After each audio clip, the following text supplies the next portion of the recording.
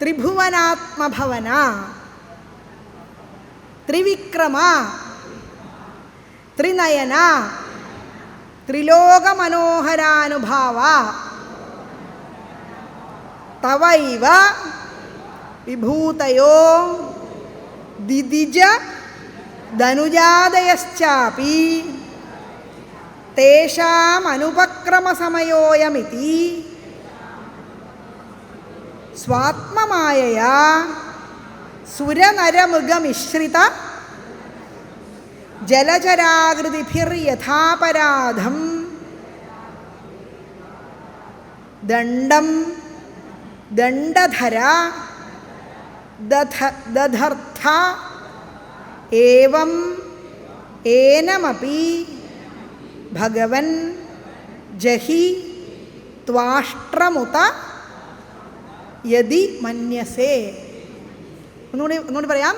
ത്രിഭുവനാത്മഭവന ത്രിവിക്രമ ത്രിനയന ത്രിലോകമനോഹരാനുഭാവ തവൈവ വിഭൂതയോ ദിദിജധനുജാദയശ്ചാപി തേഷാം അനുപക്രമസമയോയമിതി സ്വാത്മമായയാ സുരനരമൃഗമിശ്രിത ജലചരാകൃതിഭിർയഥാപരാധം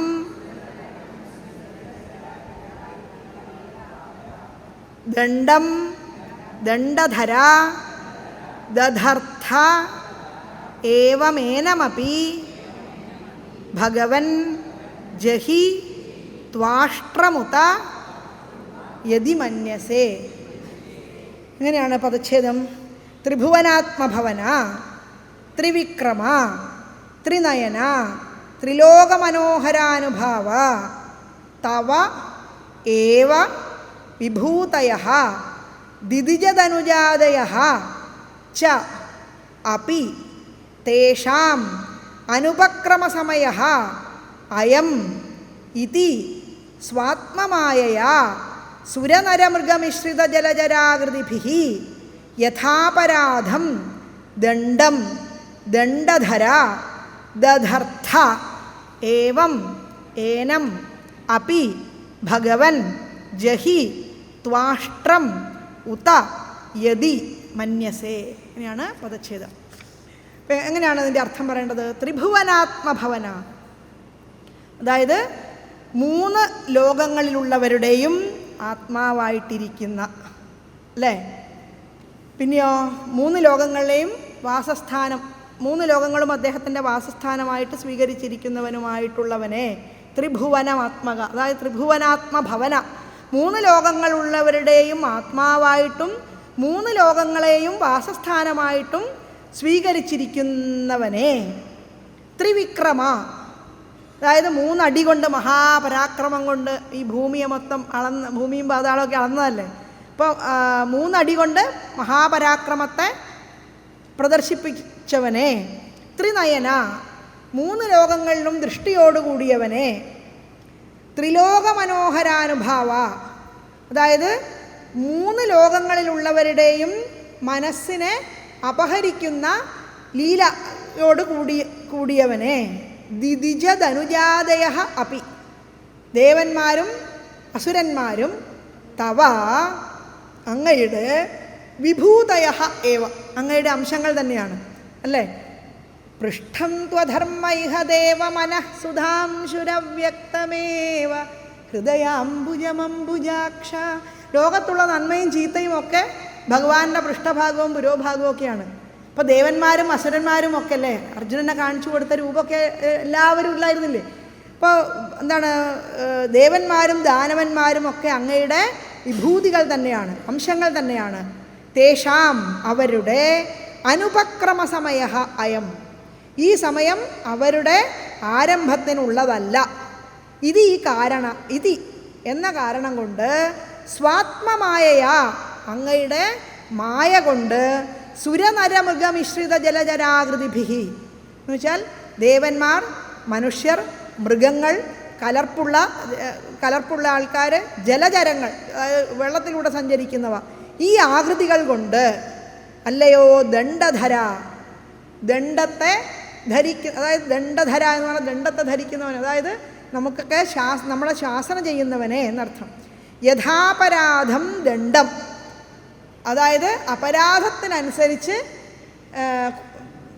ദണ്ഡം തരാൻ, അതായത് എന്താണോ ശിക്ഷ അത് തരാൻ. ദധർത്ഥ, അതങ്ങ് ചെയ്യുന്നു. അപരാധത്തിനനുസരിച്ച് ഓരോരുത്തർക്കുള്ള ശിക്ഷ ഇങ്ങനെ കിട്ടിക്കൊണ്ടേയിരിക്കും.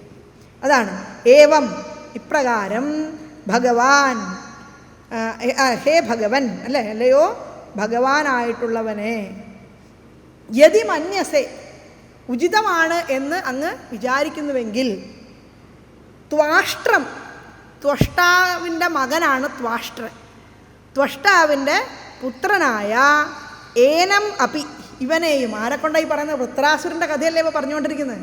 ഇപ്പോൾ ത്വഷ്ടാവിൻ്റെ പുത്രനായിട്ടുള്ള വൃത്രാസുരനെയും ജഹി, അങ്ങ് സംഹരിച്ചാലും എന്നാണ് ഇവിടെ അർത്ഥം, അല്ലേ? ഇവിടെ അങ്ങ് അവനെ കൂടി സംഹരിച്ചാലും, അതായത്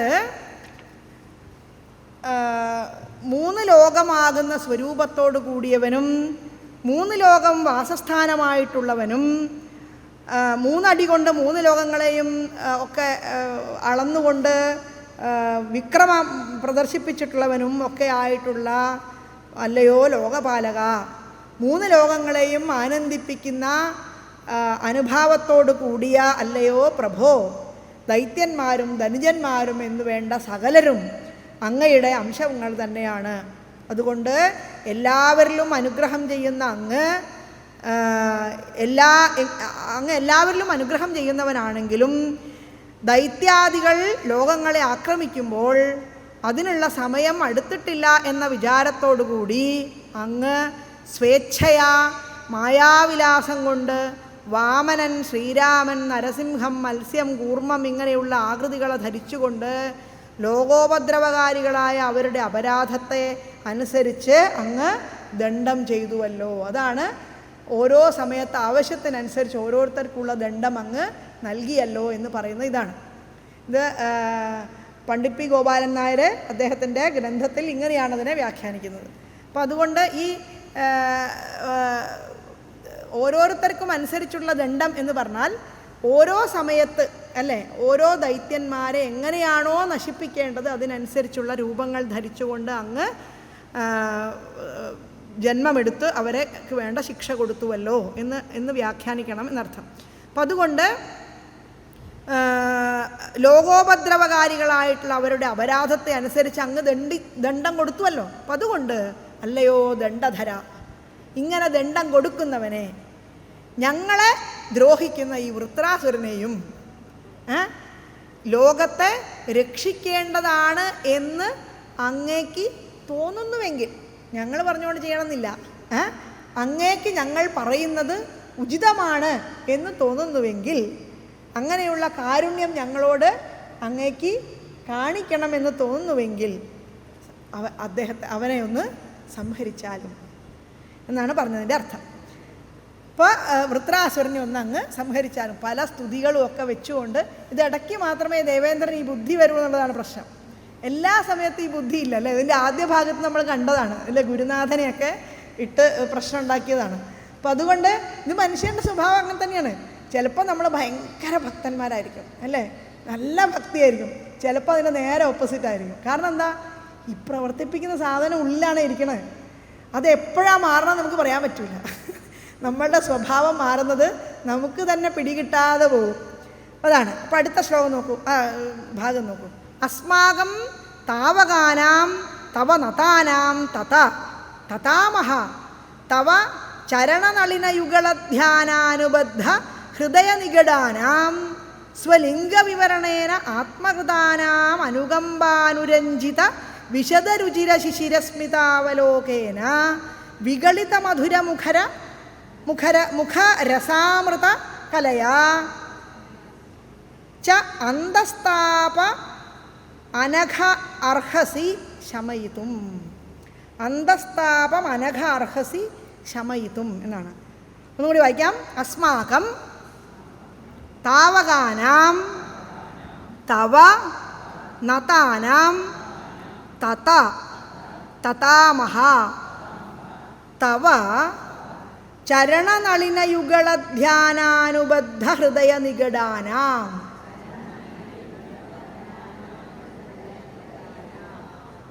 ശരിയായില്ലേ? ചരണനളിനയുഗളധ്യാനാനുബദ്ധ, ഒന്നുകൂടെ വായിച്ചോക്കൂ. ചരണനളിനയുഗളധ്യാനാനുബദ്ധ ഹൃദയ നിഗടാനാം. നമ്മൾ ഓരോ പദം പറയുമ്പോൾ എന്തുകൊണ്ടാണ് അങ്ങനെ പറയണം അറിയോ? പദം പറയുമ്പോൾ പദത്തിൻ്റെ ഇടയിൽ മുറിക്കാനുള്ള ടെൻഡൻസി നമുക്ക് ഭയങ്കരമായിട്ട് വരും. ശരിക്കും പറഞ്ഞാൽ അങ്ങനെ ചെയ്യരുത്. സംസ്കൃത ഭാഷയുടെ ഒരു സ്ട്രക്ചർ വെച്ചുകൊണ്ട് സുപ്തിങ്ങന്തമാണ് പദം. അതായത് വിഭക്തി പ്രത്യയം അതിൻ്റെ അറ്റത്ത് വേണം.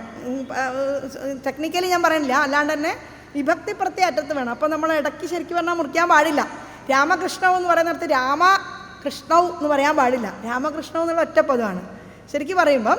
പിന്നെ നമ്മുടെ ഇത് മുമ്പെയൊക്കെ ഞാൻ വായിച്ചു തന്നത് അങ്ങനെയല്ല, പക്ഷെ എന്നാലും പറ്റുന്ന ഒരു പരമാവധി നമ്മൾ പദമായിട്ട് വായിക്കാൻ ശ്രമിക്കണം. ചരണനളിന യുഗളധ്യാനാനുബദ്ധ ഹൃദയ നിഗടാനാം സ്വലിംഗ വിവരണേന ആത്മകൃതാനാം അനുകമ്പാനുരഞ്ജിത വിശദരുചിര ശിശിരസ്മിതാവലോകേന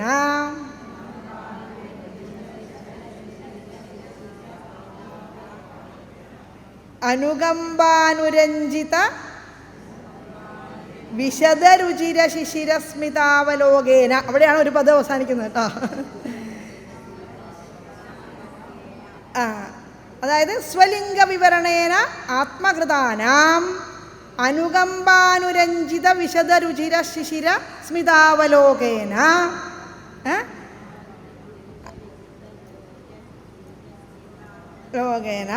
വിഗളിത മധുര മുഖരസാമൃതകലയാ വിഗളിത മധുര മുഖരസാമൃതകലയാ ച അന്തസ്താപം അനഘ അർഹസി ശമയിത്തും. അങ്ങനെയാണ് അതിൻ്റെ പദം. അതായത് അസ്മാകം താവകാനാം തവ നതാനാം തത തതാമഹ തവ ചരണനളിനയുഗളധ്യാനാനുബദ്ധ ഹൃദയ നിഗടാനാം സ്വലിംഗ വിവരണേന ആത്മകൃതാനാം അനുകമ്പാനുരഞ്ജിത വിശദ രുചിര ശിശിരസ്മിതാവലോകേന വിഗളിത മധുരമുഖ രസാമൃതകലയാ ച അന്തസ്താപം അനഘ അർഹസി ശമയിത്തും. ഇങ്ങനെയാണ് പതിച്ചത്. സ്വലിംഗ വിവരണേന ആത്മകൃതാനാം എന്നാണ് ഇതിലുള്ളത്, എൻ്റെ പുസ്തകത്തിലുള്ളത്. ആത്മസാത്കൃതാനാം എന്നുണ്ട്. ഓക്കെ, അത് രണ്ടായാലും അർത്ഥഭേദമൊന്നുമില്ല. സ്വലിംഗേന ആത്മസാത്കൃതാനാന്ന് ഈ പാഠത്തിൽ, എൻ്റെ കയ്യിലുള്ള പുസ്തകത്തിലെ പാഠത്തിൽ അതില്ല. കുഴപ്പമില്ല, ആത്മസാത്കൃതാനാന്ന് വായിച്ചോളൂ. അർത്ഥഭേദമില്ല അതിന്. ആത്മസാത്കൃതാനാം അനുകമ്പാനുരഞ്ജിത അങ്ങനെയാണ്. ശരി ശരി, ഓക്കെ.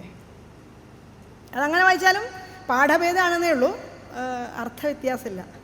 ഇപ്പോൾ തത അല്ലയോ പിതാവേ എന്നർത്ഥം. തഥാമഹ ഹേ പിതാമഹ എന്ന് തന്നെ.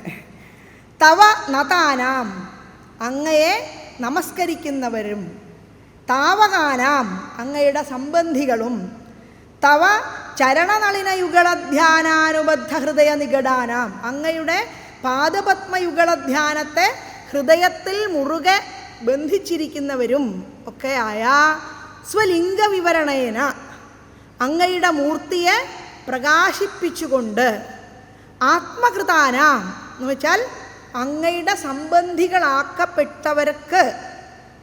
പെട്ടവരായിട്ടുള്ള അസ്മാകം ഞങ്ങളുടെ അന്തസ്താപം, അതായത് അങ്ങയുടെ എന്താക്കപ്പെട്ടിരിക്കുന്നു, ഞങ്ങൾ അങ്ങയുടെ മൂർത്തിയെ പ്രകാശിപ്പിച്ചുകൊണ്ട് അങ്ങയുടെ സംബന്ധികളാക്കപ്പെട്ടിരിക്കുന്നു. അതായത് ഞങ്ങൾക്ക് അങ്ങയോട് എന്ത് വന്നിരിക്കുന്നു? ബന്ധം വന്നിരിക്കുന്നു. അതായത് എന്ത് വന്നിരിക്കുന്നു? ഛിദ്യതേ ഹൃദയഗ്രന്ഥി. അങ്ങനെ വരുമെന്ന് പറഞ്ഞാൽ ഇവർക്ക് വന്നിട്ടുണ്ടോയെന്ന് സംശയമാണ്. എന്നാലും ഭിദ്യതേ ഭിദ്യതേ ഹൃദയഗ്രന്ഥി അല്ലേ, ഛിദ്യന്തേ സർവസംശയാ എന്നാണ്. ഹൃദയഗ്രന്ഥി അങ്ങോട്ട് എന്ത് ചെയ്യും? ചിത്താർദ്രീഭാവം എന്ന് പറയും ആര്? നമ്മുടെ മേൽപ്പത്തൂർ. ചിത്താർദ്രീഭാവം ഉച്ചൈർവപുഷിച്ച പുളകം ഹർഷബാഷ്പം ചഹിത്വാ ചിത്തം ശുദ്ധേത് കഥം വാ കിമു ബഹുതപസാ വിദ്യയാ വീതഭക്തേ. അതായത് എന്താണ്?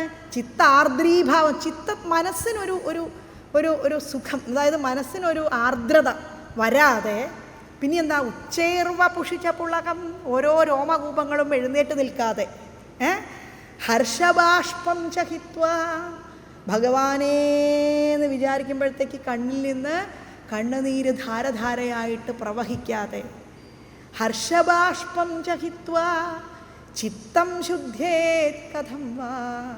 അപ്പം എന്താവും? നമ്മളെല്ലാം മറന്നുപോകും. അങ്ങനെയാകുമ്പോൾ മാത്രമേ എന്താവുന്നുള്ളൂ? ചിത്തത്തിന് ശുദ്ധി വരുന്നുള്ളൂ. അല്ലാണ്ട് കിമു ബഹു തപസ, എന്താ വേറെ കുറേ തപസ് ചെയ്തിട്ട് എന്താ കാര്യം? വിദ്യ സമ്പാദിച്ചിട്ട് ഞാനിങ്ങനെ വലിയ IAS ഓഫീസറെന്നാൽ നടന്നിട്ട് എന്താ കാര്യം? അത് മരണം വരെയുള്ളൂ, അത് കഴിഞ്ഞാൽ അത് തീർന്നു. അതാണ് സംഭവം. അതായത് ലോകത്തിന് ഈ ശരീരത്തോട് വന്നു ചേർന്നിരിക്കുന്ന എല്ലാ ഗാംഭീര്യങ്ങളും മരണത്തോടു കൂടി അവസാനിക്കുന്നു. അത് അതിക്രമിച്ചു പോകണം. അതായത് ശരീരമില്ലാതാകുന്നതോട്, മരണം എന്ന് പറഞ്ഞാൽ ശരീരമില്ലാതാകുന്നതോടുകൂടി, ശരീരം ഉള്ളത് കൊണ്ട് മാത്രം അവനവൻ എന്താവുന്നില്ല? മരിക്കുന്നില്ല. കാരണം എന്താ? അവിടെ കാരണ ശരീരവും സൂക്ഷ്മ ശരീരവും ഒക്കെ അവിടെ തന്നെ ഉണ്ട്. സൂക്ഷ്മ ശരീരത്തിന് നാശമില്ല. സൂക്ഷ്മ ശരീരം എന്തിൻ്റെ കൂടെ ഉണ്ടാവും? പ്രാണൻ്റെ കൂടെ ഉണ്ടാവും. അതുകൊണ്ട് സൂക്ഷ്മ ശരീരത്തിന് നാശം വരാത്തിടത്തോളം കാലം അവൻ്റെ ജന്മം വീണ്ടും ഉണ്ടാകാനുള്ള വാസന അവശേഷിക്കുന്നു എന്ന് മനസ്സിലാക്കണം.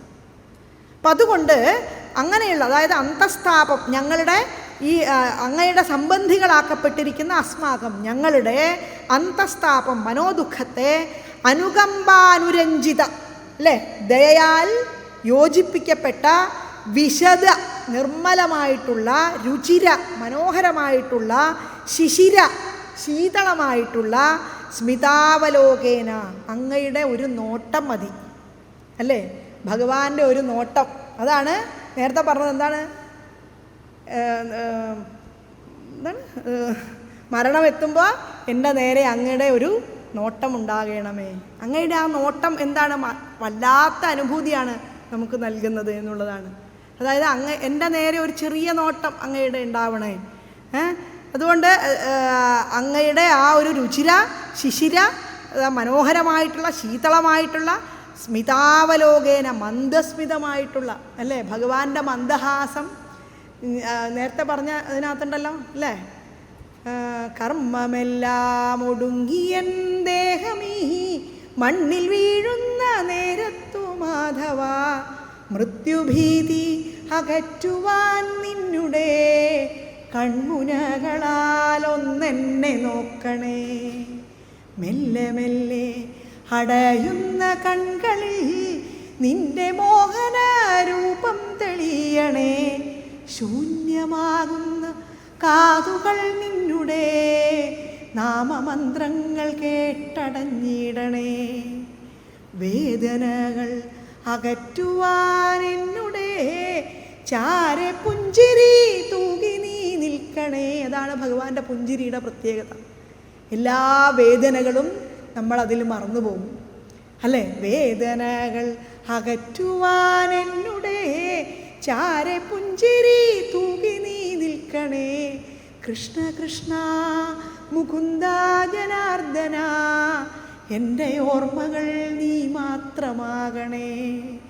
കൃഷ്ണ ഗോവിന്ദ നാരായണ ഹരേ, നിന്നിൽ ഞാൻ അലിഞ്ഞില്ലാതെയാവണേ. നിന്നിൽ ഞാൻ അലിഞ്ഞില്ലാതെയാവണേ. എന്താ അതിൻ്റെ അർത്ഥം? ഞാൻ അങ്ങയിൽ അലിഞ്ഞ് അങ്ങായിട്ട് ജീവിക്കാനിടയാക്കണമേ, അല്ലേ? അതായത് അതാണ് ജീവിതത്തിൻ്റെ ഏറ്റവും വലിയ സാർത്ഥക്യം എന്ന് പറയുന്നത്. സർവാംഗേഷ്വംഗ രംഗത്കുതുകമിതി മുഹുർധാരയന്നീശ ചിത്തം തത്രാപ്യേകത്രയുഞ്ജേ വദന സരസിജേ സുന്ദരേ മന്ദഹാസേ. അതായത് ഭഗവാനെ മൊത്തമായിട്ട് ആദ്യം ധ്യാനിക്കുന്നു. പിന്നെ എവിടേക്കാണ് നമ്മുടെ പിടി പോകേണ്ടത്? എന്താണ്? സർവാംഗേഷ്വംഗ, ആദ്യം മുഴുവനായിട്ട് ഭഗവാനെ അങ്ങോട്ട് ഭാവന ചെയ്തു, അല്ലേ? മുഹുർധാരയന്നീശ ചിത്തം. പിന്നെ എന്ത് ചെയ്തു? തത്രാപി ഏകത്രയുഞ്ചേ. അവിടെ ഒരിടത്തേക്ക് നമ്മളെ കോൺസെൻട്രേറ്റ് ചെയ്യാണ്. അതെവിടെയാണ്? വദന സരസിജേ, അങ്ങയുടെ മുഖാരവിന്ദത്തിലേക്ക്.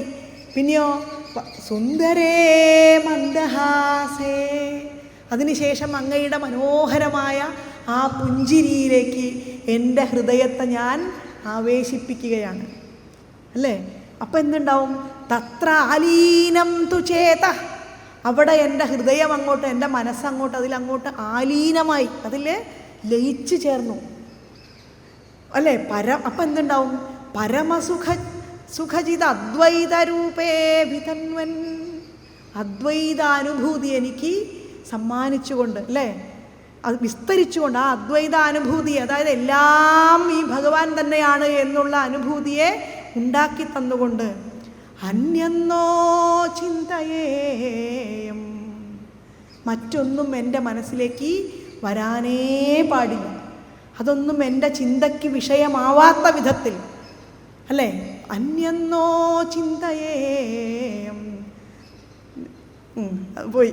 എന്തായാലും അങ്ങനെ മറ്റൊന്നും ചിന്തിക്കാതെ അതിലേക്ക് ഇരിക്കാനുള്ള, അതാണ് സർവാംഗേഷ്വംഗരംഗത്കുതുകമിതി മുഹുർധാരയന്നീശ ചിത്തം തത്രാപ്യേകത്രയുഞ്ചേ വദന സരസിജേ സുന്ദരേ മന്ദഹാസേ തത്ര അലീനം തു ചേത പരമസുഖചിദദ്വൈതരൂപേ വിതന്വൻ അന്യെന്നോ ചിന്തയേയം മുഹുരിതി സമുപാരൂഢയോഗോ ഭവേയം.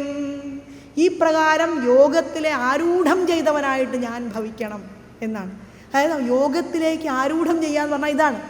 ഭഗവാനെ ആദ്യം പൂർണ്ണമായിട്ട് കാണുന്നു. അപ്പോൾ കൈ വരുമ്പം കാല് വരില്ല, കാല് വരുമ്പം മറ്റത് വരില്ല, അങ്ങനെ കളിക്കും.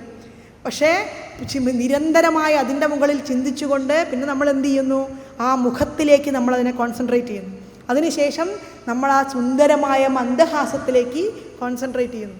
ഇതിനുശേഷം നമ്മൾ അതിനകത്തേക്ക് എന്ത് ചെയ്യും? ലയിച്ചു ചേരുന്നു. അതിനകത്തേക്ക് ഹൃദയം ലയിച്ചു ചേരുമ്പോൾ അതിനുള്ളിലേക്ക് മറ്റേ ഇദ്ദേഹത്തിന് കാണിച്ചു കൊടുത്തതുപോലെ ഒരു നോക്കൂ എന്ന് പറഞ്ഞ പോലെ കാണിച്ചു കൊടുത്തല്ലോ അർജുനന്. കഴിഞ്ഞ ദിവസം നമ്മൾ പറഞ്ഞു അല്ലേ? അങ്ങനെ കാണിച്ചു കൊടുത്ത ആ രൂപത്തിൻ്റെ ആന്തരികമായ ആ ഒരു അനുഭൂതിയിലേക്ക് നമുക്ക് കടന്നു കയറാനുള്ള ഒരു ധ്യാന പരിശീലനം. അതാണ് അതായത് ആനന്ദം, അങ്ങയുടെ അമൃതരസത്തിൻ്റെ ഈ ഒരു ആനന്ദം കൊണ്ട്, ആ ആനന്ദാനുഭൂതി കൊണ്ട്, ആനന്ദപ്രദമായിരിക്കുന്ന മുഖരസാമൃത കലയ, മുഖരസമാകുന്ന, അപ്പോൾ എന്താണ്? സ്വലിംഗ വിവരണേന, അങ്ങയെ സംബന്ധിക്കുന്ന അസ്മാകം ഞങ്ങളുടെ അന്തസ്താപം, മനോദുഃഖത്തെ അനുകമ്പാനുരഞ്ജിത, ദയാൽ യോജിപ്പിക്കപ്പെട്ടതും വിശദ നിർമ്മലവും രുചിരം മനോഹരവും ശിശിരം ശീതളവുമായ സ്മിതാവലോകേന, മന്ദസ്മിതത്തോടുകൂടി ഉള്ള കടാക്ഷം കൊണ്ട് വികളിത, അതിൽ നിന്ന് നിർഗമിച്ചതായിരിക്കുന്ന മധുര, ആനന്ദപ്രദമായിരിക്കുന്ന മാധുര്യമുള്ള മുഖരസാമൃത കലയാ, മുഖരസമാകുന്ന അതായത് വാക്കാകുന്ന അമൃതത്തിൻ്റെ അംശം കൊണ്ട് ശമിപ്പിക്കാൻ അനഘ, അല്ലയോ അഖമില്ലാത്തവനെ, അഖം എന്ന് പറഞ്ഞാൽ പാപം എന്നാണ്, അനഘം പാപമില്ലാത്തവൻ, അതായത് പരിശുദ്ധനായിട്ടുള്ളവനെ അങ്ങ് ഹേ പരിശുദ്ധ അർഹസി, അങ്ങ് അർഹനാകുന്നു എന്നാണ്. അപ്പം അതുകൊണ്ട് അല്ലയോ താത, അല്ലയോ പിതാമഹ, അങ്ങയുടെ ചരണാരവിന്ദ യുഗളത്തെ നിരന്തരം ധ്യാനിക്കുന്നത് കൊണ്ട് ഞങ്ങളുടെ ഹൃദയം അങ്ങയിൽ തന്നെ ഇരിക്കുന്നു. അതറിഞ്ഞിട്ട് തന്നെയാകുന്നു അങ്ങയുടെ ഈ പ്രാകൃത സ്വരൂപത്തെ ഞങ്ങൾക്ക് കാട്ടിത്തന്ന് അങ്ങ് അനുഗ്രഹിച്ചിരിക്കുന്നത്. അതുകൊണ്ട് അങ്ങയുടെ കാരുണ്യം കൊണ്ട് നിർമ്മലമായും മനോഹരമായും ആനന്ദജനകവുമായിരിക്കുന്ന മന്ദഹാസത്തോടു കൂടിയ കടാക്ഷത്തോടു കൂടി പുറപ്പെടുന്ന മനോഹരമായിട്ടുള്ള അങ്ങയുടെ വാക്കുകളെ കൊണ്ട് അങ്ങയുടെ പാദാരവിന്ദത്തിൽ നമസ്കരിച്ചിരിക്കുന്ന ഞങ്ങളുടെ സന്താപത്തെ ശമിപ്പിക്കുവാൻ അങ്ങ് അർഹനാകുന്നു എന്നാണ് ഇതിൻ്റെ അർത്ഥം. ഇനി അടുത്ത നോക്കാം. അപ്പോൾ അടുത്ത ഭാഗം നോക്കൂ. അഥ ഭഗവം തവ അസ്മാഭിരഖില ജഗതുത്പത്തി സ്ഥിതിലയ നിമിത്തായമാന ദിവ്യമായ വിനോദസ്യ സകലജീവനികായാനാം അന്തർഹൃദയേഷു ബഹിരപി ച ബ്രഹ്മപ്രത്യഗാത്മസ്വരൂപേണ പ്രധാനരൂപേണ ച യഥാദേശകാലദേഹാവസ്ഥാനവിശേഷം ഉപാദാനോപലംഭകതയാ അനുഭവതഃ സർവപ്രത്യയസാക്ഷിണ ആകാശശരീരസ്യ സാക്ഷാത് പരബ്രഹ്മണഃ പരമാത്മനഃ കിയാനിഹ വാ അർത്ഥവിശേഷോ വിജ്ഞാപനീയഃ സ്യാത് വിസ്ഫുലിംഗാദിഭിരിവ ഹിരണ്യരേതസഃ. അല്ലേ? ഒന്നുകൂടി വായിച്ചു നോക്കൂ. അഥ ഭഗവൻ തവ അസ്മാഭിഃ അഖില ജഗതുത്പത്തിസ്ഥിതിലയ നിമിത്തായമാന ദിവ്യമായാ വിനോദസ്യ.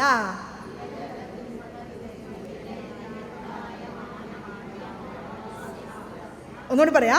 അഖില ജഗതുത്പത്തിസ്ഥിതിലയ നിമിത്തായമാന ദിവ്യമായാ വിനോദസ്യ. സ്ഥിതിലയ നിമിത്തായമാന ദിവ്യമായാ വിനോദസ്യ സകല ജീവ നികായാനാം അന്തർഹൃദയേഷു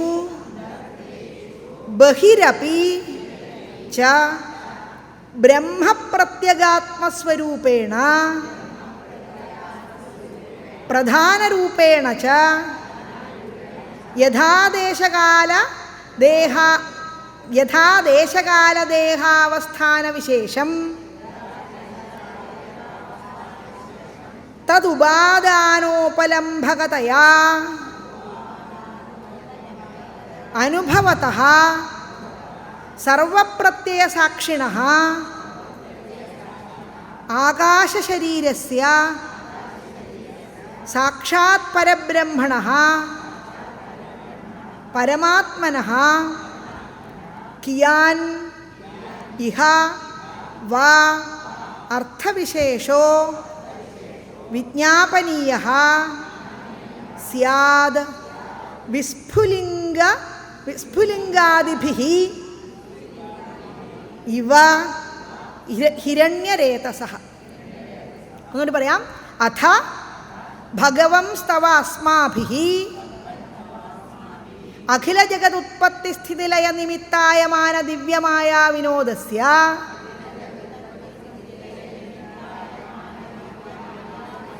സകല ജീവനികായാനാം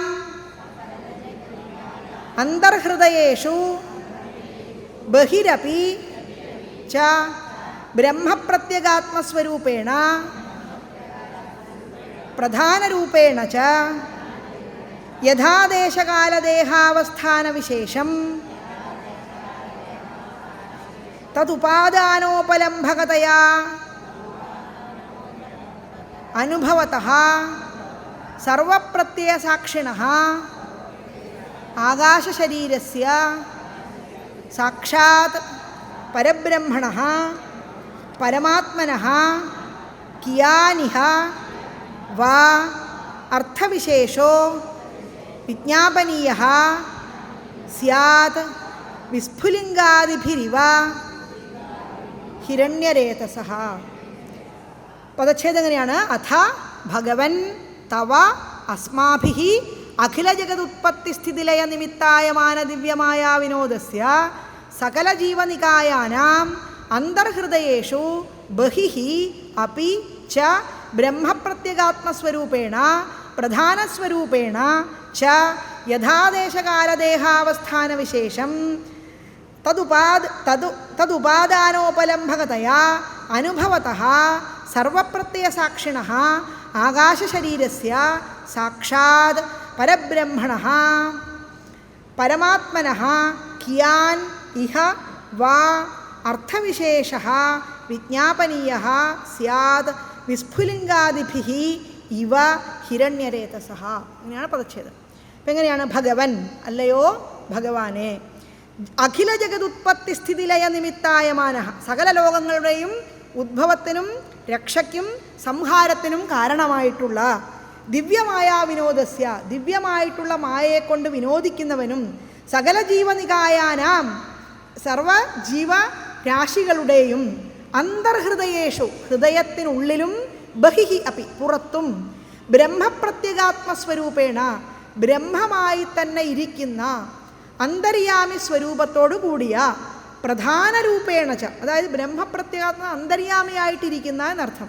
പ്രധാന രൂപേണച്ച പ്രകൃതി സ്വരൂപത്തോടു കൂടിയും യഥാദേശകാലദേഹാവസ്ഥാന വിശേഷം, അതായത് ദേശത്തിനും കാലത്തിനും ദേഹസ്ഥിതിക്കും അനുസരിച്ച വിധത്തിൽ തതുപാദാനേന അവയുടെ ആരംഭക ദ്രവ്യമായിട്ട്, അതിനെ കൊടുത്തുകൊണ്ട് എന്നർത്ഥം, അതിനെ ആരംഭിക്കുന്ന ദ്രവ്യമായിട്ട് ഉപലംഭകതയാ അതിനെ പ്രകാശിപ്പിക്കുന്നവനായിട്ടും അനുഭവതഃ അറിയപ്പെടുന്നവനും സർവപ്രത്യയ സാക്ഷിണ, സകല പ്രത്യയം എന്ന് പറഞ്ഞാൽ ജ്ഞാനം എന്നാണ് അർത്ഥം, എല്ലാ ജ്ഞാനത്തിൻ്റെയും സകല വൃത്തികളുടെയും സാക്ഷിയായിട്ടിരിക്കുന്ന, അതായത് എല്ലാ ജ്ഞാനത്തെയും പ്രകാശിപ്പിക്കുന്നതിന് സാക്ഷിയായിട്ടിരിക്കുന്ന ആകാശശരീരസ്യ, ആകാശം പോലെ എങ്ങും നിറഞ്ഞിരിക്കുന്ന സ്വരൂപത്തോട് കൂടിയവനായ സാക്ഷാത് പരബ്രഹ്മണ, സാക്ഷാത് പ്രത്യക്ഷമായി കാണപ്പെടുന്ന പരബ്രഹ്മമായും പരമാത്മനഃ പരമാത്മാവുമായിട്ടിരിക്കുന്ന തവ അങ്ങയുടെ മുമ്പിൽ അസ്മാഭിഹി ഞങ്ങളാൽ വിസ്ഫുലിംഗാദിഭിഹി തീപ്പൊരികളാൽ ഹിരണ്യരേതസഹ ഇവ, അതായത് അഗ്നിയുടെ മുമ്പാകെ എന്നതുപോലെ വിജ്ഞാപനീയ എന്ന് പറഞ്ഞാൽ അറിയിക്കേണ്ടതായിട്ടുള്ള അർത്ഥവിശേഷ കാര്യസ്വരൂപത്തെ കിയാൻ ഇഹവാസ്യാത്, ഇവിടെ ഞങ്ങളിതേ അറിയിക്കേണ്ടതായിട്ട് യാതൊന്നുമില്ല എങ്കിൽ കൂടി ഞങ്ങൾ എന്ത് ചെയ്തിരിക്കുന്നു, അങ്ങയോട് ഇതെല്ലാം ഞങ്ങൾ പറഞ്ഞിരിക്കുന്നു, കാര്യസ്വരൂപത്തെ മുഴുവൻ വിശദീകരിച്ചിരിക്കുന്നു. അർത്ഥവിശേഷ കിയാൻവാർത്ഥവിശേഷ, അതായത് പരമാത്മാവുമായ ഞങ്ങൾ അറിയിക്കേണ്ടതായിട്ട് യാതൊരു സ്വരൂപവും ഇല്ല എന്നുള്ളതാണ്. അതായത് അങ്ങയോട് ഞങ്ങൾ അറിയിക്കേണ്ട ആവശ്യമില്ല, ഇതെല്ലാം അങ്ങേക്ക് അറിയാവുന്ന വിഷയം തന്നെയാണ്. അതായത് അഗ്നിയെ സ്ഫുലിംഗങ്ങൾ പ്രകാശിപ്പിക്കേണ്ട ആവശ്യമില്ല, അല്ലേ? അഗ്നിയെ പ്രകാശിപ്പിക്കാൻ എന്തിനാ സ്ഫുലിംഗം? അതിൻ്റെ ആവശ്യമില്ല. അതുകൊണ്ട് അതുപോലെ സകല ലോകങ്ങളുടെയും ഉത്പത്തി സ്ഥിതി ലയങ്ങൾക്ക് കാരണമായിട്ടുള്ള സകല സംഗതികളുടെയും ആത്മാവായിട്ട് വർത്തിക്കുന്ന ദിവ്യമായയെ ആശ്രയിച്ച് വിനോദിച്ചു കൊണ്ടിരിക്കുന്ന സകല ജീവരാശികളുടെയും ഹൃദയാന്തർഭാഗങ്ങളിൽ ബ്രഹ്മസ്വരൂപനായിട്ടിരിക്കുന്ന പ്രത്യഗാത്മാവായിട്ടിരിക്കുന്ന ബാഹ്യപ്രപഞ്ചത്തിൽ പ്രധാന സ്വരൂപനായിട്ടിരിക്കുന്ന ദേശകാല ദേഹ അവസ്ഥാനങ്ങളെ അതിക്രമിക്കാതെ അവയുടെ ഉപാദാനം, അവയുടെ കാരണമായിട്ടിരിക്കുന്ന ബുദ്ധ്യാദികളായിട്ടുള്ള ഇന്ദ്രിയങ്ങളുടെ സർവ്വവ്യാപാരങ്ങൾക്കും സാക്ഷിയായിട്ടിരിക്കുന്ന, അതിനൊക്കെ കാരണമായിട്ടിരിക്കുന്ന ആകാശം പോലെ, ആകാശത്ത് ഇവിടെയൊക്കെ ആകാശമുണ്ട്, നമ്മൾ ആകാശത്ത് തൊടുന്നുണ്ട്, പക്ഷേ ആകാശത്തിന് നമ്മളുമായിട്ട് എന്തെങ്കിലും സംബന്ധമുണ്ടോ? നോക്കൂ, ആകാശത്ത് നമ്മളുമായിട്ട് എന്തെങ്കിലും സംബന്ധം, ആകാശത്തിൽ എന്ത് തൊട്ടാലും അല്ലേ, ഇവിടെ നിന്നൊരു ചീത്ത മണം ഉണ്ടായാൽ അതിനെ ആകാശം ഇവിടെ ചീത്തയാക്കും. കുറച്ച് എല്ലാ കാലവും ആ ചീത്ത ഇവിടെ അങ്ങനെ നിൽക്കുമോ? ഇല്ല. അതായത് വായുവാണ് അതിനെ വഹിക്കുന്നത് എങ്കിൽ പോലും വായു ആയാലും ആകാശമായാലും ഇതിനൊന്നും എന്തിനില്ല, ഒന്നിനോടും ഒട്ടലില്ല. അതായത് ഒട്ടൽ അതിന് വരുന്നില്ല, അതിനെ സ്വീകരിക്കുകയും അതുപോലെ അതിനെ ഉപേക്ഷിക്കുകയും ചെയ്യും, അല്ലേ? അത് ഏത് തരത്തിൽ ആകാശത്തിന് ഒട്ടലില്ലാതിരിക്കുന്നു അതുപോലെ എന്തില്ല, ഭഗവാനും നമ്മുടെ അന്തര്യാമിയായിട്ടിരിക്കുന്നുണ്ടെങ്കിലും അതിനെന്തിനോട് ഒട്ടലില്ല. അത് ഈ ശരീരം കൊണ്ടുള്ള സകല വാസന, അതായത് മനസ്സുകൊണ്ട് ചിന്തിക്കുന്ന വ്യാപാര വിശേഷങ്ങളൊന്നും തന്നെ ഈ അന്തരാത്മാവിനെ സ്പർശിക്കുന്നില്ല. അന്തരാത്മാവിന് ഇതിനോട് ബന്ധമില്ല. അതായത് എന്തിനോടാണ്? പ്രാണനോടാണ് എന്ത് ചേർന്നിരിക്കുന്നത്? സൂക്ഷ്മ ശരീരത്തിലെ ചിന്താശാലങ്ങളെ മുഴുവൻ ചേർന്ന് വെക്കുന്നത്. പക്ഷേ എന്തില്ല, പരബ്രഹ്മസ്വരൂപിയായിട്ട് അന്തര്യാമിയായിരിക്കുന്ന ആത്മതത്വത്തിന് ഈ പറയുന്നതിനോടൊന്നും തന്നെ ബന്ധമില്ല. അതാണ് അതിൻ്റെ അർത്ഥത. പരബ്രഹ്മസ്വരൂപനും പരമാത്മാവുമായിരിക്കുന്ന അങ്ങയോട് ഞങ്ങൾ അറിയിക്കേണ്ട ആവശ്യമില്ല, കാരണം അങ്ങ് അറിയാതെ ഇവിടെ എന്ത് ചെയ്യില്ല, ഒരു ഇല അനങ്ങില്ല. അതുകൊണ്ട് ഞങ്ങൾ പ്രത്യേകമായിട്ട് അറിയിക്കല്ല, ഞങ്ങൾ ഞങ്ങളുടെ സങ്കടം വിളിച്ച് പറയാൻ വേണ്ടി വന്നു എന്ന് മാത്രം കരുതിയാൽ മതി. ഇനി അടുത്ത ശ്ലോകം നോക്കൂ. അത ഏവ സ്വയം തദുപകൽപ്പയാസ്മാകം ഭഗവതഃ പരമഗുരോസ്തവ ചരണശതപലാശച്ഛായാം വിവിധ വൃജിന സംസാര പരിശ്രമോപശമനീം ഉപസൃതാനാം വയം യത് കാമേന ഉപസാദിതാഹ. എന്താണ് അത എന്ന് വായിക്കൂ. അത ഏവ സ്വയം തദുപകൽപ്പയ അസ്മാകം ഭഗവതഃ പരമഗുരോസ്തവ ചരണശതപലാശച്ഛായാം വിവിധവൃജിന സംസാര പരിശ്രമോപശമനീം ഉപസൃതാനാം വയം യത് കാമേനോപസാദിതാഃ. വായിക്കാം, അത് വളരെ സിമ്പിളാണ്, വലിയ പ്രശ്നങ്ങളൊന്നുമില്ല. അതയേവ സ്വയം തത് ഉപകൽപ്പയാസ്മാകം. എങ്ങനെയാണ് പദച്ഛേദം?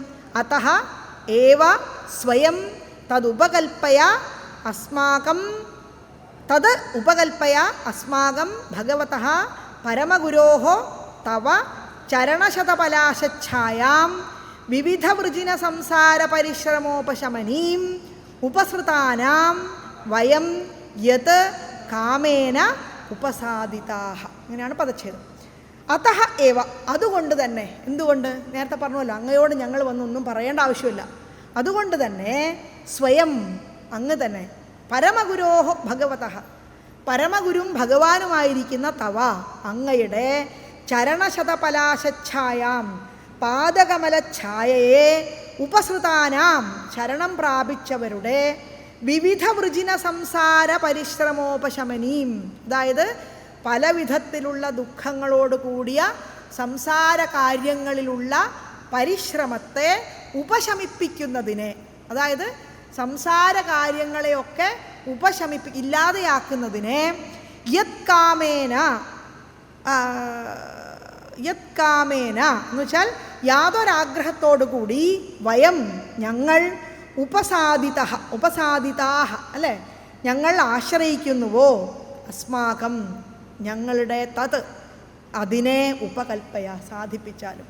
അതായത് നമ്മളൊക്കെ പോകുന്ന പോലെ എന്താണ്, ആർത്തോ ജിജ്ഞാസുരർത്ഥാർത്ഥി ജ്ഞാനീജ ഭരതർഷഭ അല്ലേ. എങ്ങനെ കുറേ ആൾക്കാർ ആരെടുത്ത് പോവും? ഭഗവാന്റെ അടുത്ത് പോവും. അപ്പോൾ ഇവിടെ ആരാണ് അർത്ഥാർത്ഥിയോ? എന്താ പറയേണ്ടത് അതിന്? ആർത്തോ ജിജ്ഞാസുരർത്ഥാർത്ഥി ജ്ഞാനി. അപ്പോൾ ഇതിൽ ഏത് കൂട്ടത്തിൽപ്പെടും? ആർത്തനല്ല അല്ലേ, ആർത്തൻ എന്ന് വേണമെങ്കിൽ പറയാം. രോഗം വന്നവനാണ് പൊതുവേ ആർത്തൻ. ജിജ്ഞാസു അല്ല, അർത്ഥാർത്ഥി അല്ല അല്ലേ. അപ്പോൾ ഇവിടെ ആർത്തനായിട്ടുള്ള ഭക്തൻ എന്ന് തന്നെ പറയാം. അങ്ങനെയുള്ള ഭക്തന്മാരുടെ സ്വഭാവമാണ് ഈ കാണുന്നത്. അതായത് എന്താണ്? സ്വയം ഇവർ പോയി പറയാണ്. അതുകൊണ്ട് തന്നെ അതയേവ സ്വയം അങ്ങ് പരമഗുരോഹോ ഭഗവതഃ, പരമഗുരുവും ഭഗവാനുമായിട്ടുള്ള തവ അങ്ങയുടെ ചരണശതപലാശച്ഛായാം പാദകമല ഛായയെ ഉപസൃതാനാം ശരണം പ്രാപിച്ചിട്ടുള്ള ഉള്ളവരുടെ വിവിധ വൃജിന സംസാര പരിശ്രമോപശനി, ഞങ്ങളുടെ സംസാര ദുഃഖങ്ങളെ ആരാ ശമിപ്പിക്കാനുള്ളത്? ഭഗവാനോടേ പറയാനുള്ളൂ. സംസാര ദുഃഖ ശമനത്തിന് വേറെ ആരോടും പറഞ്ഞിട്ട് കാര്യമില്ല. ലോകത്തുള്ള ആർക്കും സംസാര ദുഃഖത്തെ ശമിപ്പിക്കാൻ സാധ്യമല്ല. നമ്മൾ തന്നെ വിചാരിക്കണം അല്ലേ. വയമേവ ആത്മൈവ ഹ്യാത്മനോ ബന്ധു നേരത്തെ പറഞ്ഞു. അപ്പോൾ പരിശ്രമത്തെ ശമിപ്പിക്കുന്നതിന് യത്കാമൻ യാതൊരാഗ്രഹത്തോടു കൂടിയാണോ ഞങ്ങൾ വന്നത്. ഭഗവാൻ ഒരു കാര്യം പറഞ്ഞിട്ടുണ്ട്. എന്താണെന്നറിയോ? ഭഗവാന്റെ അടുത്ത് പോയിട്ട് എന്തു ചോദിച്ചാലും ഞാൻ തരും. ഞാൻ എന്നെ പറഞ്ഞിട്ടുണ്ട്. പക്ഷെ പ്രശ്നം എവിടെയാണെന്നറിയോ? ഈ ചോദിക്കുന്ന സന്ദർഭത്തിൽ നമ്മൾ കുറേ ഭജനം ചെയ്തിട്ടുണ്ടാവുമല്ലോ അതിനു വേണ്ടി. അതിൻ്റെ ഫലം ആ കിട്ടുന്ന കാര്യത്തോടു കൂടി അവസാനിച്ചു എന്ന് മനസ്സിലാക്കണം. അതായത് ജീവിതത്തിലെ പുണ്യപാപങ്ങളുടെ ആകത്തുകയാണ് നമ്മുടെ ഈ ശരീരം.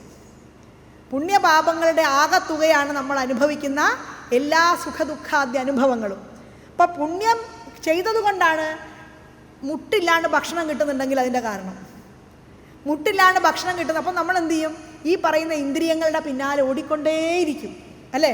ഇന്ദ്രിയങ്ങളുടെ പിന്നാലെ ഓടി ഓടി ഓടി ഓടി എനിക്കത് തരണം, എനിക്കിത് തരണം, എനിക്ക് മറ്റേ തരണം, എനിക്ക് അതുണ്ടാക്കണം, എനിക്കിതുണ്ടാക്കണം. ഇന്ദ്രിയങ്ങളിൽ എത്ര ആഗ്രഹിച്ചാലും തീരില്ല. അത് ജന്മാന്തരങ്ങൾ എത്ര ജന്മം എടുത്ത് ആഗ്രഹിച്ചാലും ഇന്ദ്രിയങ്ങളുടെ ആഗ്രഹം അവസാനിക്കുകയില്ല. എവിടെയെങ്കിലും ഒന്ന് ഒടുങ്ങണ്ടേ. അപ്പം അതുകൊണ്ട് നിശ്ചയമായ ഒരു സുഖാനുഭൂതി, ദുഃഖനിവൃത്തി, ആത്യന്തികമായ ദുഃഖനിവൃത്തി നമുക്ക് വേണമെന്നുണ്ടെങ്കിൽ കാമം ഉണ്ടാവാൻ പാടില്ല. കാമം ഉണ്ടാകുന്നത് ഇതിൽ കൂടിയാണ്, ഇന്ദ്രിയങ്ങളിൽ കൂടിയാണ്. അപ്പം ഇന്ദ്രിയങ്ങളെ പുറത്തേക്ക് തുറക്കുന്നതിന് പകരം അതിന് എന്ത് ചെയ്യണം? ഉള്ളിലേക്ക് സംക്രമിപ്പിക്കാൻ ശ്രമിക്കണം. അവനവൻ്റെ ഉള്ളിലുള്ള ആത്മസ്വരൂപത്തെ അനുധാവനം ചെയ്തുകൊണ്ട് ഈ മനോഹരമായ ആനന്ദത്തെ നിലനിർത്താൻ നമുക്ക് സാധിക്കണം. അപ്പം മാത്രമേ ഈ പറയുന്ന സംസാര ദുഃഖത്തെ നശിപ്പിക്കാൻ സാധിക്കുള്ളൂ. അപ്പം അതുകൊണ്ട് ഇവർ പക്ഷേ എന്താ പറയണത്? വൃത്രൻ വേറൊരുത്തൻ ഞങ്ങളെ കൊല്ലാൻ വരുന്നു. എന്താ കാരണം? ഭീതിർനാമദ്വിതീയാദ്ഭവതി. മുമ്പേ പറഞ്ഞു, ഭീതി എവിടെ നിന്നാണ് ഉണ്ടാവുന്നത്? രണ്ടാമതൊരുത്തൻ ഉണ്ട് എന്ന് വരുന്നതെന്നാണ് ഭീതി ഉണ്ടാകുന്നത്. എൻ്റെ സ്ഥാനം പോവുക ഇന്ദ്രൻ്റെ സ്ഥാനം മറ്റവൻ അടിച്ചെടുക്കും. അതാണ് ഇന്ദ്രൻ്റെ പ്രശ്നം. അതായത് ദേവന്മാർ പോലും ആരല്ല? ബ്രഹ്മസ്വരൂപി. പക്ഷെ നമ്മളെക്കാളും മുകളിലാണ്. പിതൃക്കളും ദേവന്മാരും ഒക്കെ നമ്മളെക്കാളും മുകളിലാണ്, സാധാരണക്കാരൻ്റെ മുകളിലാണ്. പിതൃക്കളായാലും ദേവന്മാരായാലും അവർക്ക് നമ്മൾക്കുള്ളതിനേക്കാൾ കൂടുതൽ സിദ്ധികളും ശക്തികളും ഒക്കെ അവർക്കുണ്ട്. പക്ഷെ എന്തല്ല, ആത്യന്തികമായിട്ട് ഭഗവാനായിട്ട് വർത്തിക്കുന്ന അല്ല ദേവന്മാരായാലും. അപ്പം അതുകൊണ്ടാണ് അവർ ഞങ്ങളുടെ ഈ കാമത്തെ അങ്ങ് സാധിപ്പിച്ചു തന്നാലും ആ പ്രാർത്ഥനയോടുകൂടി ആ കാമം നിറവേറ്റും. കാമം എന്തായാലും അത് നിറവേറ്റപ്പെടും എന്നുള്ളതാണ്. അതുകൊണ്ട് ഞങ്ങൾ എന്താഗ്രഹിച്ചാണോ അങ്ങയെ ശരണം പ്രാപിച്ചുവോ അങ്ങ് തന്നെ സ്വയം ഞങ്ങൾക്കത് സാധിപ്പിച്ചു തന്നാലും പരമഗുരുവായിരിക്കുന്ന അങ്ങയുടെ പാദകമലത്തെ ആശ്രയിക്കുന്നവരുടെ വിവിധ രീതിയിലുള്ള സംസാര ദുഃഖങ്ങളെ അങ്ങ് തന്നെയാണ് അതിനെ ശമിപ്പിക്കുന്നത് എന്നുള്ളത് കൊണ്ട് ആ പാദാരവിന്ദത്തിൻ്റെ സ്വാഭാവികമായ ഗുണമാണത് എന്ന് ഞങ്ങൾ കണക്കാക്കുന്നു എന്നുള്ളതാണ് ഇതിൻ്റെ അർത്ഥം. അടുത്ത ശ്ലോകം. അഥോ ഈശജഹിസ്ത്വാഷ്ട്രം. രണ്ടാമത് ശ്ലോകത്തിലേക്ക് കടക്കുന്നു.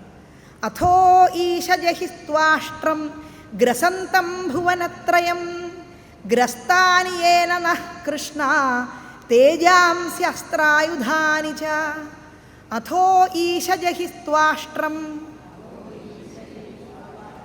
ആർക്കും ഒരു ഇതില്ലല്ലോ, എന്താ പറയാ, ഊർജം പോയാ. അഹോ ഈശജഹിത്വാഷ്ട്രം ഗ്രസന്തം ഭുവനത്രയം ഗ്രസ്താനി യേന നഃ കൃഷ്ണ തേജാംസ്യസ്ത്രായുധാനി ച.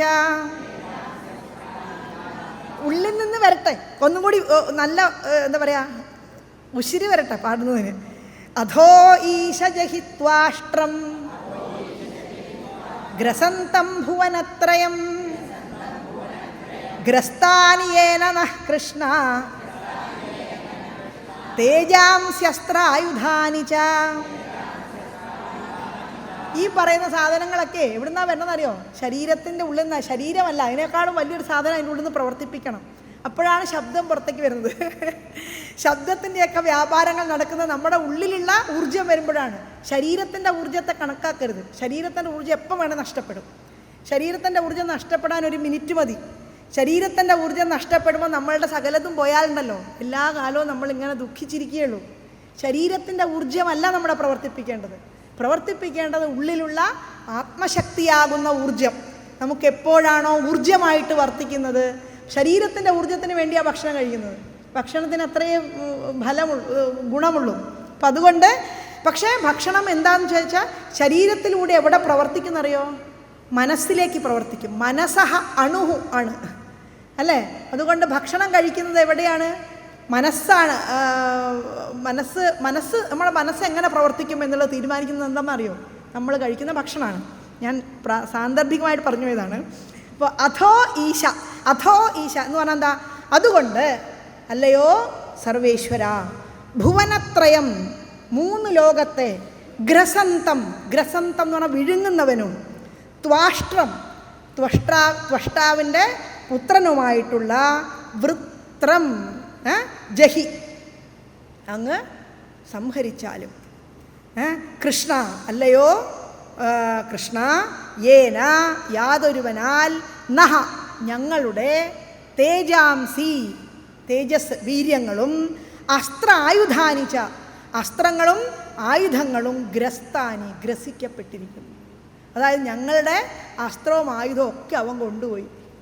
പിന്നെ എങ്ങനെയാണ് നമ്മൾ യുദ്ധം ചെയ്യുന്നത്? ഇപ്പോൾ സ്വാഭാവികമായിട്ട് എന്താ ഉണ്ടാവുക? ഇവൻ്റെ സ്ഥാനം മറ്റവൻ പിടിച്ചെടുക്കും. സ്ഥാനം പോയി. അതാണ് ഇയാളുടെ പ്രശ്നം. അപ്പോൾ അതുകൊണ്ട് അഥോ ഈശ, അതുകൊണ്ട് അല്ലയോ സർവേശ്വര, 3 ലോകങ്ങളെയും വിഴുങ്ങാൻ ഭാവിക്കുന്ന വൃത്രാസുരനെ അങ്ങ് യാതൊരു കാലതാമസവുമില്ലാതെ അങ്ങ് അദ്ദേഹത്തെ ഹനിച്ചാലും. ഹേ കൃഷ്ണ, ഏതൊരുത്തനാണോ ഞങ്ങളുടെ എല്ലാ തേജസ്സുകളെയും ആയുധങ്ങളെയും അസ്ത്രായുധങ്ങളെയും ഒക്കെ ഗ്രസിക്കപ്പെട്ടിരിക്കുന്നത് അവനെ അങ്ങ് സംഹരിച്ചാലും എന്നാണ് ഈ പറഞ്ഞതിൻ്റെ അർത്ഥം. അടുത്ത ശ്ലോകത്തിലേക്ക് കടക്കാം, കുഴപ്പമില്ലല്ലോ. ഹംസായ ദഹ്രനിലയായ നിരീക്ഷകായ കൃഷ്ണായ മൃഷ്ടയശസേ നിരുപക്രമായ സത്സംഗ്രഹായ ഭവപാന്ധനിജാശ്രമാപ്താവന്തേ ഭവപാന്ധനിജാശ്രമാപ്തൗ. ആപ്തൗ എന്ന് പദം മുറിക്കും അവിടെ. ആപ്തൗ സത്സംഗ്രഹായ ഭവപാന്ധനിജാശ്രമാപ്തൗ അന്തേ. പിന്നെ വന്തേ എന്ന് വായിക്കരുത്, വാ വായിക്കരുത്. പിന്നെ അന്തേ അന്തേ പരീഷ്ടഗതയേ ഹരയേ നമസ്തേ. ഒന്നുകൂടി വായിക്കൂ. ഹംസായ ദഹ്രനിലയായ നിരീക്ഷകായ കൃഷ്ണായ മൃഷ്ടയശസേ നിരുപക്രമായ സത്സംഗ്രഹായ ഭവപാന്ധനിജാശ്രമാപ്തൗ അന്തേ പരീഷ്ടഗതയേ ഹരയേ നമസ്തേ. ഇങ്ങനെയാണ് പദച്ഛേദം.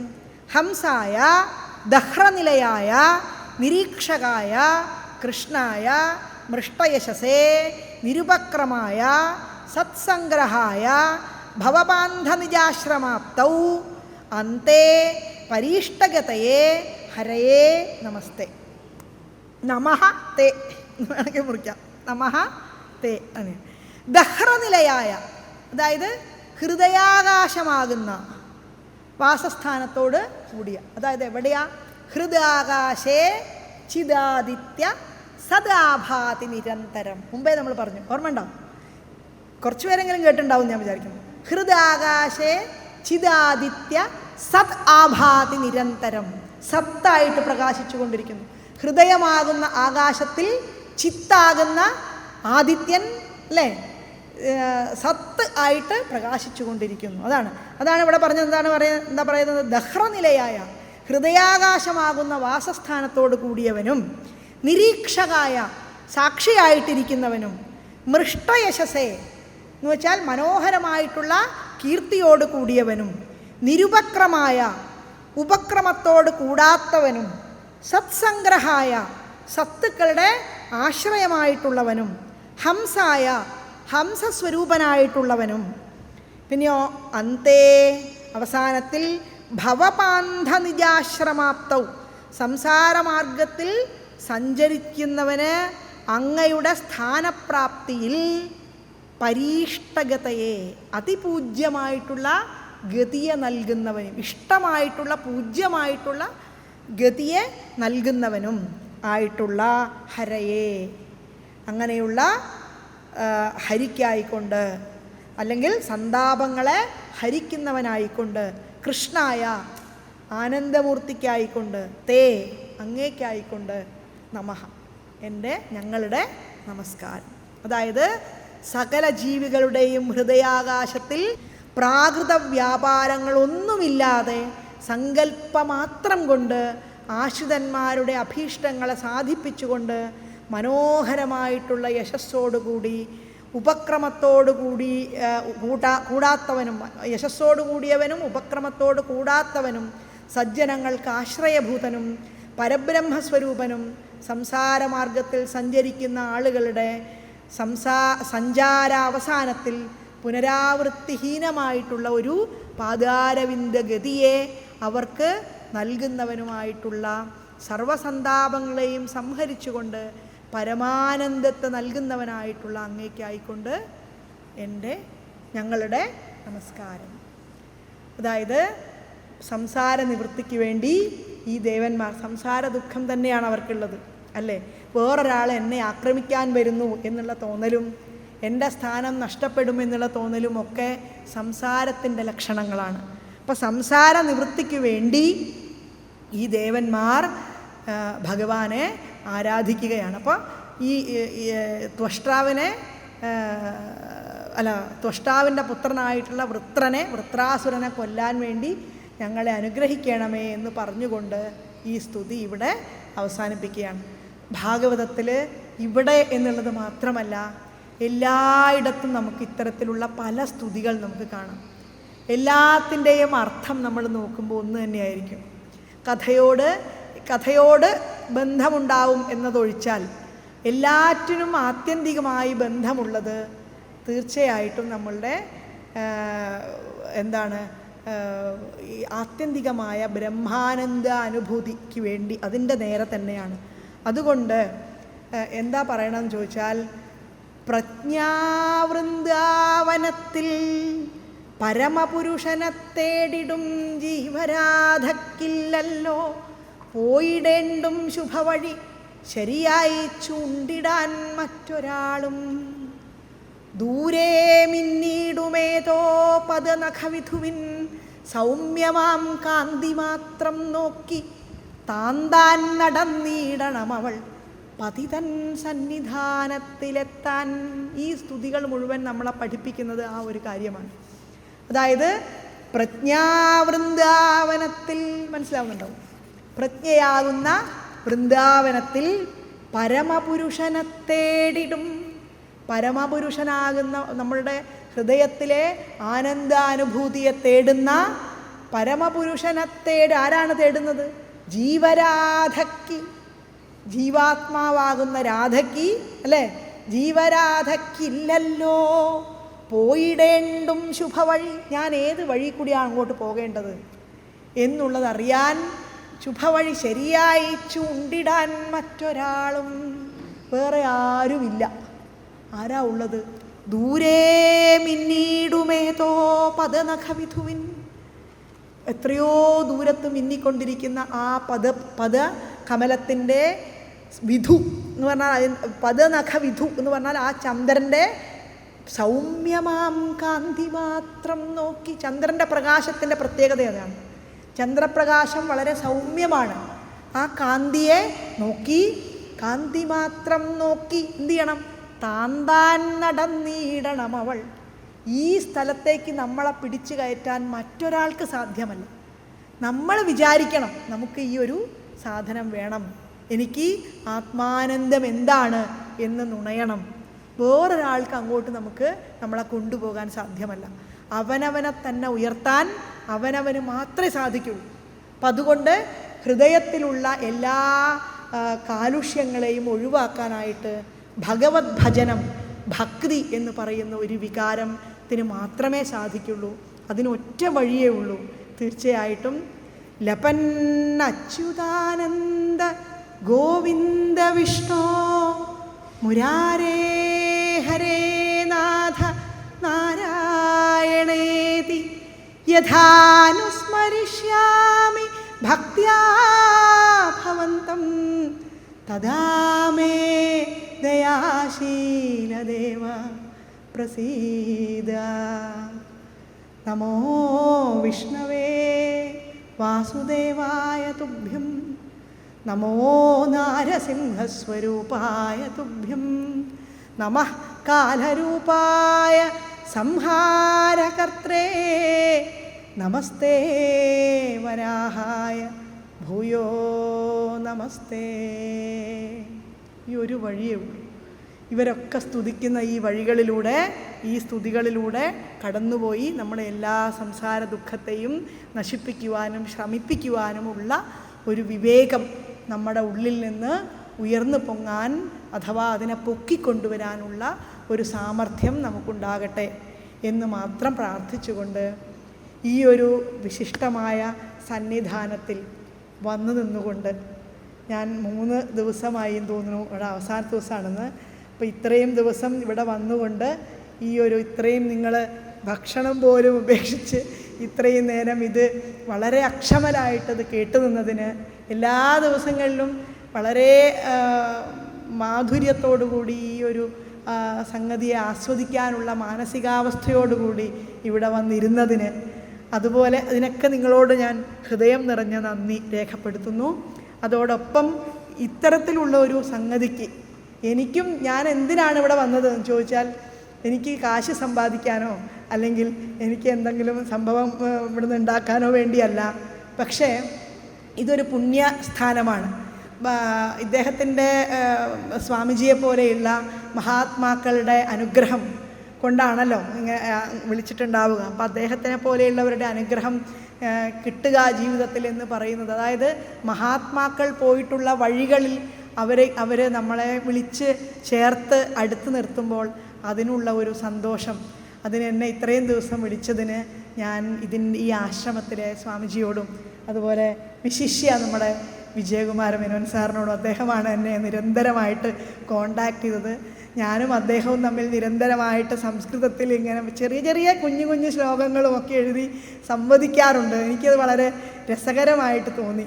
എനിക്ക് വലിയ വിവരവും ബുദ്ധിയും ഒന്നും ഉണ്ടായിട്ടല്ല, പക്ഷേ എന്നാലും നമുക്ക് നമ്മളുടെ ഒരു വേവ് ലെങ്ത്തിൻ്റെ അടുത്തൂടി നിൽക്കുന്ന ആളുകളോട് സംസാരിക്കുമ്പോൾ ഉണ്ടാകുന്ന ഒരു ആഹ്ലാദവും ഒക്കെ എനിക്ക് പലപ്പോഴും അനുഭവപ്പെട്ടു. അപ്പം അദ്ദേഹത്തിനും ഈ ആശ്രമത്തിലെ എല്ലാവർക്കും എൻ്റെ പ്രത്യേകിച്ച് വിശിഷ്യ സ്വാമിജിയുടെ പാദാരവിന്ദങ്ങളിൽ ഒരു വലിയ നമസ്കാരത്തെ അർപ്പിച്ചുകൊണ്ട് ഞാൻ വിരമിക്കുന്നു.